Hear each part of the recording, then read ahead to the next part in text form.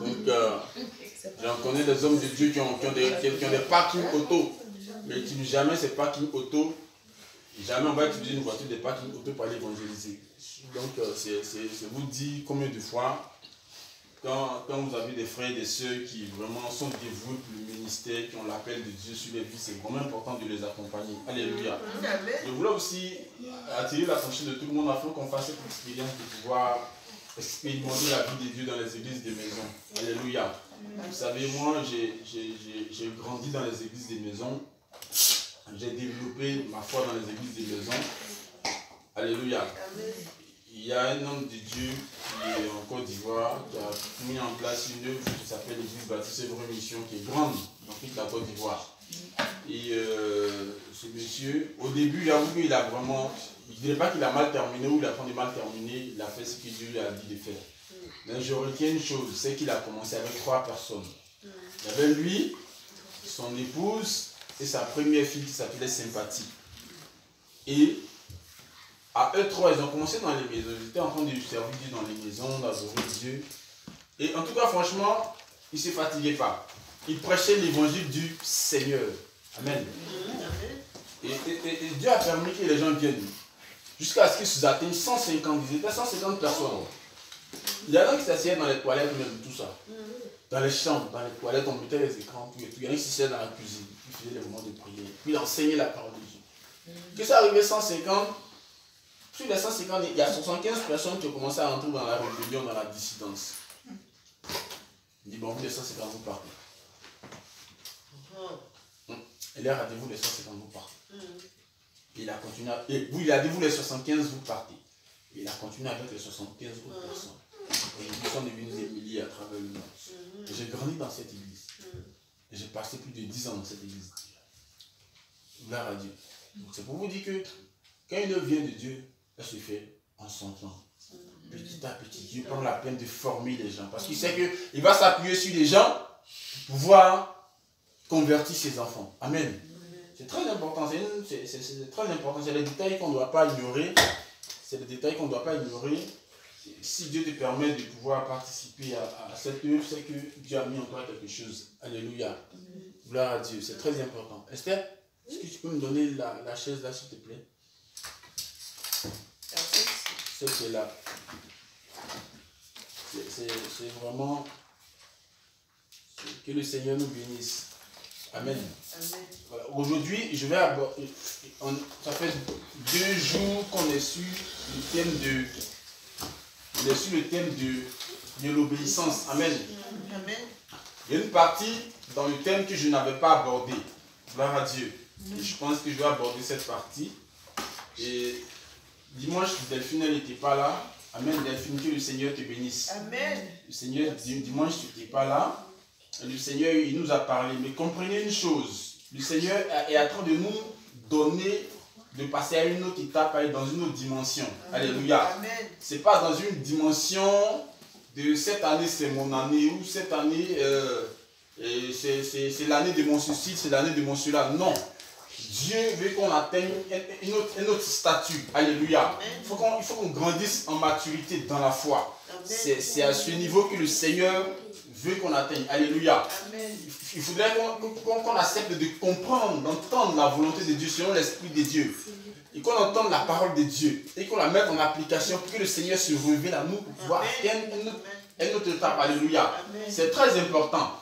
Et donc, le dimanche, il y a un verset qu'on a beaucoup décortiqué, qui est 2 Timothée 3, verset 1, qui dit « Sache que dans les derniers jours, il y aura des temps difficiles, car les hommes seront égoïstes, les hommes seront amis de l'argent, les hommes seront fanfarons, ils seront hautains, ils seront blasphémateurs, ils seront rebelles à leurs parents, ils seront ingrats, ils seront irréligieux, ils seront insensibles, ils seront déloyaux, ils seront calomniateurs, intempérants, ils seront cruels, ennemis des gens de bien, ils seront traîtres, ils seront emportés en feu d'orgueil, ils aimeront le plaisir plus que Dieu, ils vont avoir l'apparence de la piété. Ça, nous le voyons beaucoup dans les assemblées. Vous voyez, les gens, ils sont zélés. Il y a l'impression qu'ils sont pieux. Oh non, du tout, c'est le contraire. Mais régnant tout ce qui fait la force. Alléluia. Amen. La Bible dit, éloigne-toi de ces hommes-là. Amen. Éloigne-toi de ces hommes-là. C'est-à-dire que ces éléments que je viens de citer, ces péchés que je viens de citer, la Bible dit, dans les derniers jours, ces péchés-là vont beaucoup augmenter. Amen.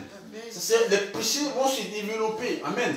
Tant que même qu'on les vit actuellement. Mais le temps viendra où, effectivement, ces mots, M-A-U-X, vont caractériser les moments que nous allons vivre. Gloire à Dieu. Donc, ne soyons pas surpris. Mais l'attitude que nous devons avoir, c'est de nous éloigner des personnes qui sont insensibles. Amen. Des personnes qui sont insensibles. Des personnes qui marchent dans la calomnie. Alléluia. C'est très important. Des personnes qui aiment le plaisir du monde. Qui veulent vivre comme leurs voisins, qui veulent vivre comme leurs amis. Alléluia. Avec Dieu, c'est pas ça. Est-ce que Jésus l'a vécu comme les gens de ce monde quand il est venu? Non, du tout. Jésus n'a pas vécu comme les gens de ce monde. Mais en fait, quand on parle d'obéissance, la référence en matière d'obéissance, alléluia, vous savez c'est qui? C'est Jésus-Christ de Nazareth. Gloire à Dieu. Lorsqu'on parle d'obéissance, la référence, c'est Jésus-Christ. La Bible dit, si je vis, ce n'est plus moi qui vis, mais c'est quoi? C'est qui? C'est Christ qui vit en moi. Amen.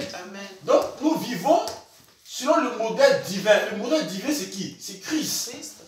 Mais Christ, c'est l'indicateur, c'est le témoignage parfait de l'obéissance. Amen. Aujourd'hui, beaucoup qui fréquentent les assemblées ont un problème d'obéissance. Beaucoup dans nos assemblées ont un problème d'obéissance. Alléluia. C'est une réalité. Et ça retarde la croissance spirituelle de plusieurs. Deux types d'obéissance. Obéissance envers Dieu, Jésus-Christ de Nazareth. Obéissance envers la parole de Dieu. Obéissance envers les serviteurs de Dieu. Alléluia. Et c'est une réalité. Beaucoup ont un problème d'obéissance à Dieu. Quand Dieu leur parle par rapport à la volonté que Dieu veut accomplir dans leur vie, par rapport au ministère que Dieu leur a donné, par rapport à là où Dieu veut qu'ils soient pour pouvoir servir Dieu, ils luttent avec Dieu. Ils demeurent dans l'obéissance, dans la désobéissance. Alléluia. Beaucoup n'obéissent pas à la parole de Dieu. Quand je parle d'obéissance à la parole de Dieu, c'est l'attitude que nous avons vis-à-vis de la parole de Dieu. Notre vie de sanctification. Alléluia. Gloire à Dieu. Il y a aussi beaucoup qui ont un problème d'obéissance aux hommes de Dieu. On a vu ça dimanche. Qui sont dans la contestation permanente. Qui sont dans la contestation permanente. Mais si tu es dans la contestation permanente, sache que tu n'es pas agréable à Dieu. Alléluia. Donc notre référence, la Bible dit que Jésus a manifesté sa parfaite obéissance à son Père, nous montrant dans son exemple le chemin, la vérité et la vie. Dans Hébreux chapitre 5, verset 8. Hébreux chapitre 5, verset 8.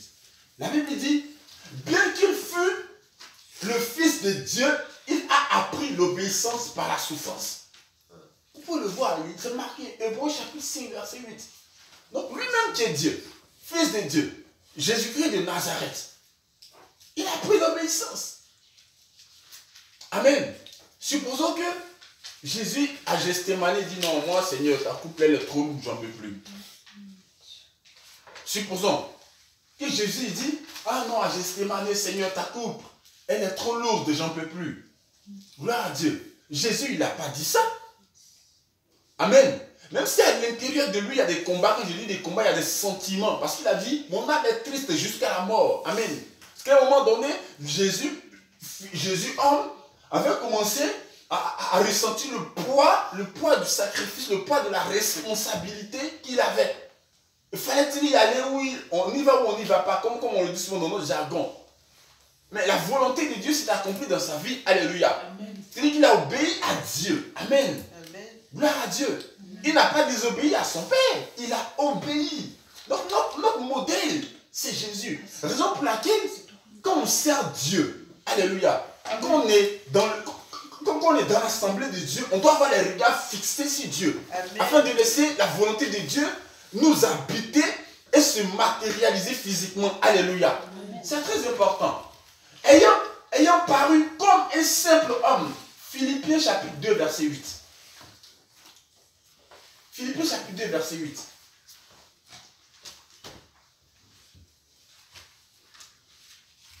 ayant paru comme un simple homme, il s'est humilié lui-même, se rendant obéissant jusqu'à la mort. Même jusqu'à la mort de la croix. Alléluia. Philippiens chapitre 2, verset 8. Oui. La Bible dit quoi? Moi, dans ma version, elle est tellement simple. Il est dit, ayant paru comme un simple homme. N'est-ce pas? C'est ce qu'il est écrit, non? Ou bien c'est pas ce qu'il est écrit? Chez moi, c'est reconnu à son apparence comme un être humain. Oui, reconnu. Il s'est abaissé lui-même en se rendant obéissant jusqu'à la mort. On va prendre la première partie. Pas à part, allons-y. Oui. Allons-y, dis ta version. Reconnu à son apparence comme un être humain. Reconnu à son apparence comme un être humain. C'est-à-dire qu'il s'est présenté comme un homme banal comme nous. Voilà. Et il s'est abaissé lui-même. Il s'est abaissé lui-même. C'est une identité, c'est une marque. Parce que Jésus a épousé ce concept de l'humilité. Il s'est abaissé lui-même. Alléluia. Il s'est humilié lui-même. On continue. En se rendant obéissant jusqu'à la mort. En se rendant obéissant jusqu'à la mort. Jusqu'à la mort de la croix. Oui. Alléluia. Même jusqu'à la mort de la croix, oui. Même jusqu'à la mort de la croix. Ça veut dire que le Seigneur Jésus, il n'est pas rentré dans un état de dissidence. Alléluia.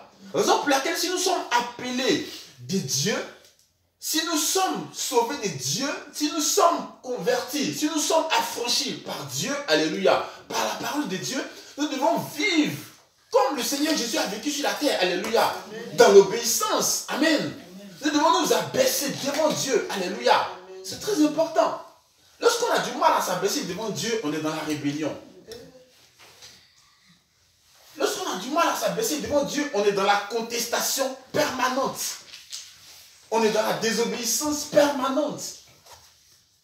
Amen. On est dans la désobéissance permanente. Et ça fatigue beaucoup. Alléluia. Amen. Dans cette simplicité humaine, dès son enfance, il était soumis à ses parents terrestres. Est-ce que vous le savez au moins? Oui. Vous savez que Jésus était soumis à ses parents? Luc chapitre 2, verset 51. Luc chapitre 2, verset 51. On peut lire ensemble. Parce que voici les détails des choses qui nous manquent. Mais avec ça, on dit, oh non, moi je suis enfant de Dieu, moi je crois en Dieu. Mais on n'obéit pas à Dieu.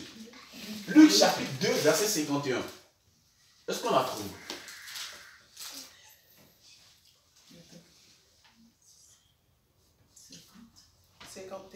Luc chapitre 2, verset 51. Dans vos versions, il est dit quoi? Et il descendit avec eux et vint à Nazareth. Et il leur était soumis. Alléluia. Il leur était soumis. Puis il descendit avec eux pour aller à Nazareth. Oui. Ses parents. Et il leur était soumis. Oui. Alléluia. Et sa mère gardait toutes ces paroles dans son cœur. Alléluia. Dites-moi, est-ce que Jésus, on l'a déjà vu aller en conflit avec Marie ou avec Joseph? Non. Nous devons vivre à l'image de Dieu. Nous devons vivre selon le modèle divin.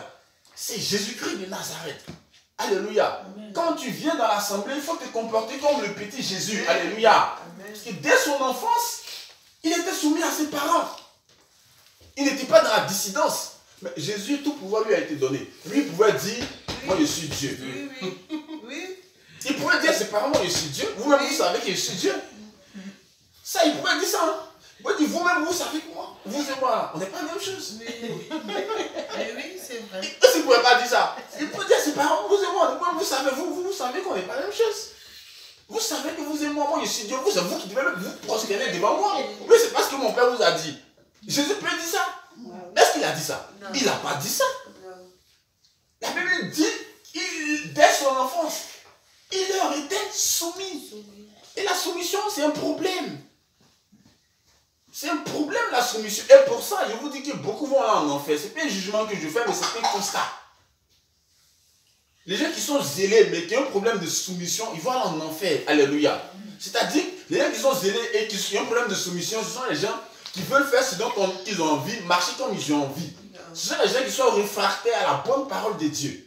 Ils n'aiment pas écouter la bonne parole de Dieu. Lorsqu'on prêche la vérité, ils se sentent menacés parce qu'ils ne sont pas libres. Mais mon frère, quand tu es en Christ là, tu n'es pas libre comme le monde. Ce n'est pas du libertinage. Tu es libre du péché parce que tu n'es plus sous la domination du péché. Mais tu deviens esclave du Seigneur Jésus et tu dois être soumis au Seigneur Jésus. C'est la réalité. Vous allez voir dans les assemblées, les gens ont des problèmes de soumission. Des problèmes de soumission. Et ils sont partout, ils font tout ce que Dieu veut. Et tout ce qu'ils veulent, sauf ce que Dieu leur demande. Seigneur Jésus, pour dire à ses disciples, à Pierre, Paul, oh toi là, comment je suis Dieu. Il peut dire ça à ses disciples, mais est-ce qu'il a fait quoi? Il n'a pas lavé les pieds des disciples. Oui, amen. L'humilité le caractérisait. Donc ça veut dire que Jésus ne cherchait pas son propre intérêt, mais il cherchait que ses disciples soient épanouis. Alléluia. Il a lavé les pieds de ses disciples. Et ça, c'est un symbole. Il pourrait dire, moi, je suis le Dieu ici. Venez laver mes pieds ici. Est-ce que Jésus ne pouvait pas dire ça? Il pouvait le dire parce qu'il était avec ses disciples. Il pouvait faire tomber les trucs sur Ponce Pilate. Oui. Quand Pilate là, tu sais qui je suis? Il pouvait faire Pilate. Et Hérode, là, il y a longtemps, Hérode, il est tombé là-bas. Jésus pouvait faire ça. Non. Mais il ne s'est pas tropicalisé, comme j'aime le dire. Jésus n'a pas, il n'a pas abandonné la voie que Dieu avait tracée pour lui. Gloire à Dieu. Jésus n'a pas abandonné. Il n'a pas dévié. Amen. Il n'a pas composé avec l'interdit. Amen. Même quand le diable a tenté. Qu'est-ce qu'il a dit au diable? Il n'a pas dit, et toi, tu me connais, non? Mon papa là-bas, il est Dieu. Mais le diable a tenté, quand il a résisté au diable, le diable a fui. Mais il était caractérisé par le Saint-Esprit. Alléluia. Quand tu es caractérisé par le Saint-Esprit, tu as quoi? Tu as le fruit de l'Esprit. Amen. Galates 5, verset 22. Alléluia. Amen. Prenons Psaume 82, verset 5 à 7. Psaume 82, verset 5 à 7.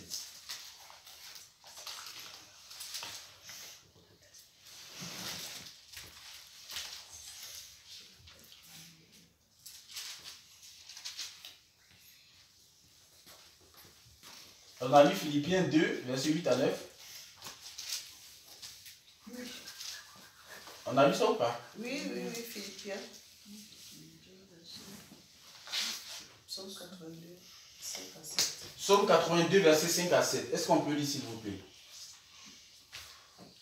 Ils ne reconnaissaient, ils ne connaissent ni n'entendent rien. Ils marchent dans les ténèbres. Tous les fondements de la terre sont ébranlés. J'ai dit, vous êtes des dieux, Dieu avec le petit D, et vous êtes tous fils des lions. Toutefois, vous mourrez comme les humains, et vous les princes, vous tomberez comme les autres. Alléluia. Amen. Il y a une version différente. Il y a une version différente. Ils n'ont ni savoir ni intelligence. Ils n'ont ni savoir ni intelligence. Ils marchent dans les ténèbres. Ils marchent dans les ténèbres. Tous les fondements de la terre sont ébranlés. Tous les fondements de la terre sont ébranlés. J'avais dit. Vous êtes des dieux. J'avais dit, vous êtes des dieux. Vous êtes tous des fils du Très-Haut. J'avais dit que vous êtes des dieux, vous êtes tous des fils du Très-Haut. Cependant, vous mourrez comme des hommes. Cependant, vous mourrez comme des hommes. Alléluia.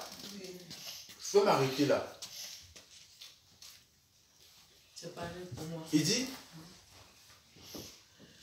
j'avais dit, vous êtes des dieux. Vous êtes tous des fils du Très-Haut. Cependant, vous mourrez comme des humains. Comment on fait pour mourir comme des humains? Parce qu'on n'obéit pas. Parce qu'on est dans la désobéissance.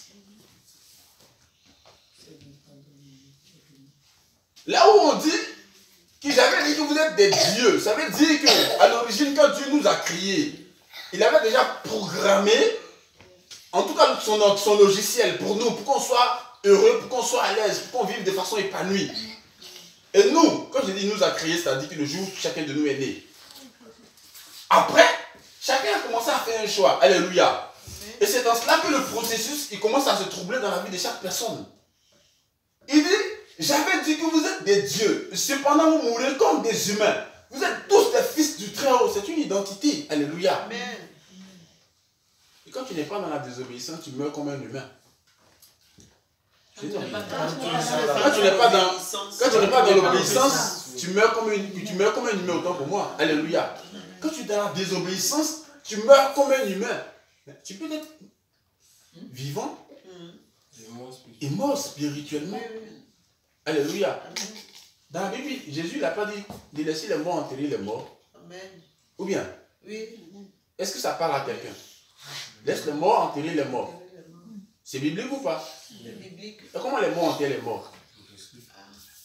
C'est les morts vivants qui enterrent les morts Ceux qui sont morts. physiques. Ce sont les morts vivants qui enterrent les morts morts. Physiques.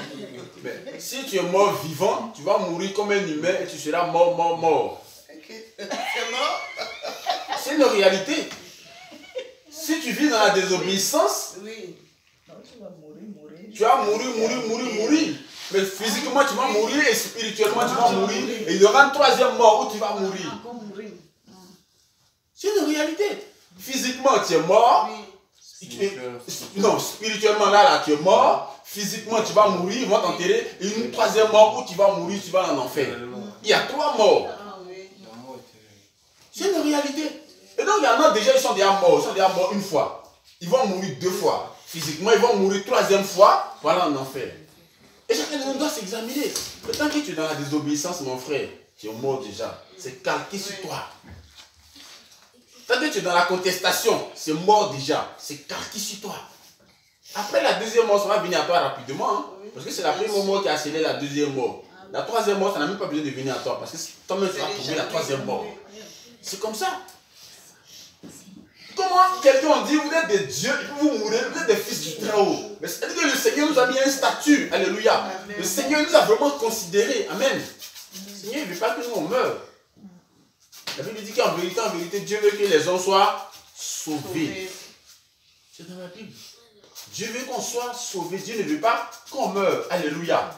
C'est très important. La désobéissance, mes frères, mes soeurs, c'est une chose très très dangereuse. Alléluia. Amen. Comme je l'ai dit le dimanche, alléluia.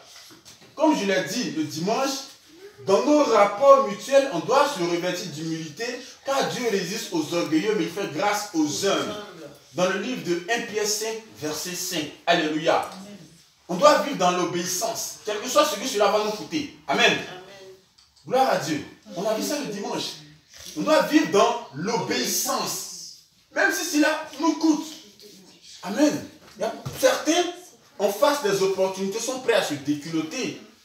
Sont prêts à ranger leur statut de fils et fils de Dieu. En face d'une petite opportunité. Où là, on dit il faut qu'il témoigne, il faut qu'il fasse un faux témoignage pour qu'on lui donne 20 € sur son salaire. Et il va effectivement témoigner pour qu'on lui donne 20 € ou bien 50 € sur son salaire. Il y a beaucoup de personnes souvent dans les entreprises que c'est ce genre d'attitude. Alléluia. Un enfant de Dieu ne doit pas vivre comme ça. Alléluia. Moi, il dit souvent, il a dit à mes amis, en tout cas pour que le diable puisse m'avoir sur les histoires d'argent, il faut que j'arrive à détourner. Il faut qu'il me mette des milliards. C'est-à-dire que l'argent que Dieu ne peut pas me donner. C'est-à-dire qu'il faut que j'arrive à avoir ça. Non mais Dieu, il peut tout me donner. Dieu, il peut tout me donner. Amen. Gloire à Dieu. Amen. Dieu, il peut tout me donner. Je me rappelle au travail là-bas, les caisses là, facilement les gens, ils font les deltas. Ils font les manques. Ils font les manques. Les personnes qui travaillent sur les caisses. Quand tu vois la personne travaille, le soir où tu comptes, elle a un manque de 500 €. On lui demande, ah oui, je sais pas, peut-être qu'il n'est pas bien monté, il n'est pas bien calculé. Ah ouais. Il y a un manque de 300 €, il y a un manque de 400 €. Il a dit à mon patron, moi il y a resté sur les caisses là. Peut-être qu'il n'y aura pas de manque, mais il aura les surplus. Amen.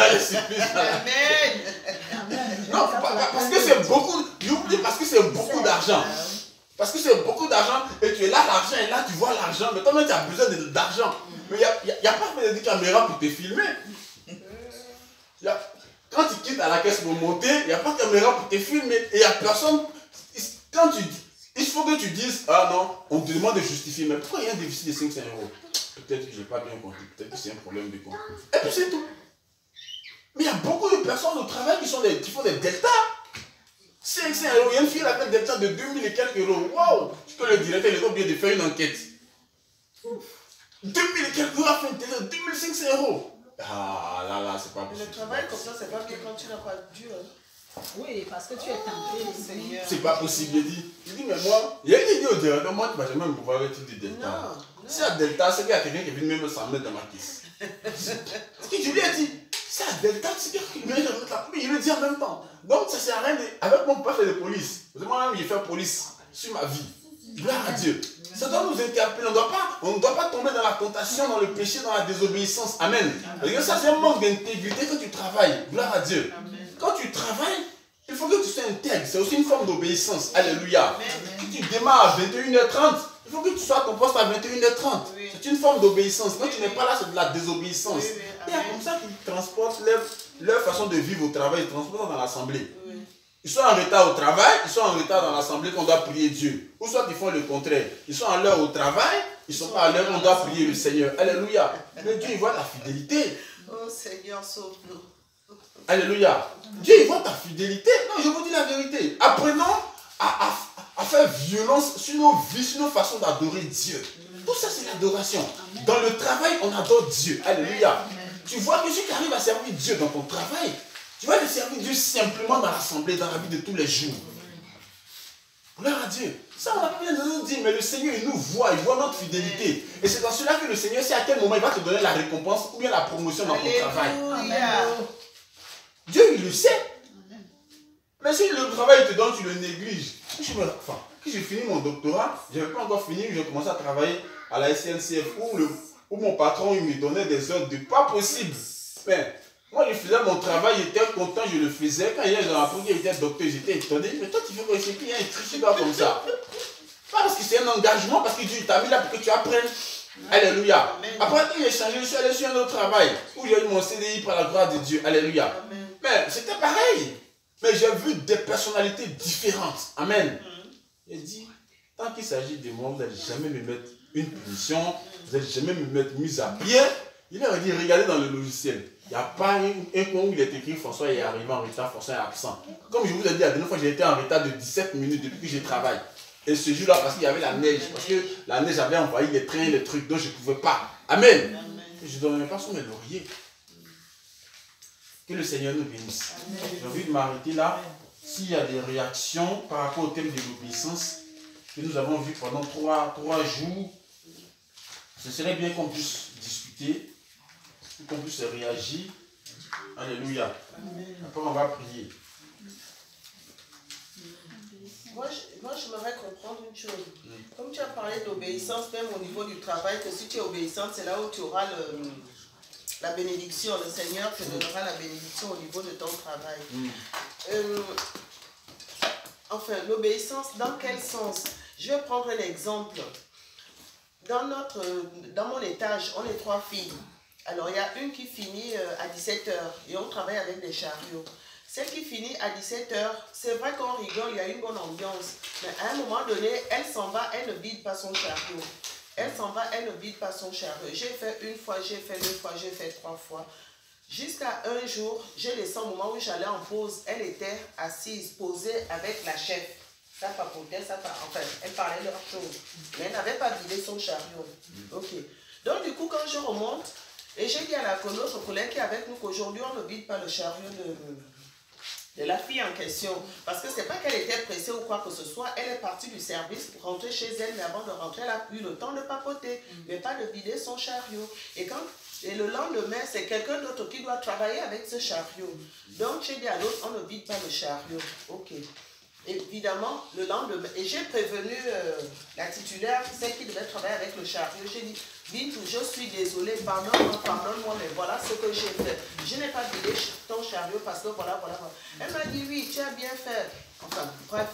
Toujours est-il que le lendemain, quand elle est arrivée, elle a trouvé son chariot où il était sale, rien n'était vidé. Elle a fait monter Dalila. Regarde l'état de mon chariot, nanana. Ça, c'est une chose. Maintenant, quand tu parles de l'obéissance, ça veut dire quoi? Est-ce qu'à un moment donné, on ne peut pas le faire? Je ne suis pas chef, mais enfin, je me dis qu'à un moment donné, Il faut que la titulaire qu'elle se réveille. Excuse-moi, je peux te répondre. Oui. Voilà, donc le chariot, il est non vidé une fois, deux fois. Elle l'a concerné, doit le faire. Tu l'as fait une fois, deux fois. Oui. Maintenant, si la troisième fois, ça se répète, si tu l'appelles, tu dis voilà, ça serait bien que tu... Ah, que je lui dise. Oui, voilà. Si elle ne le fait pas, ben, vous avez des supérieurs hiérarchiques. Il y a la responsable. Tu vas voir la responsable, tu lui expliques la situation. Hein. Donc, ce n'est pas un péché, ça. Ah, tu vois, et elle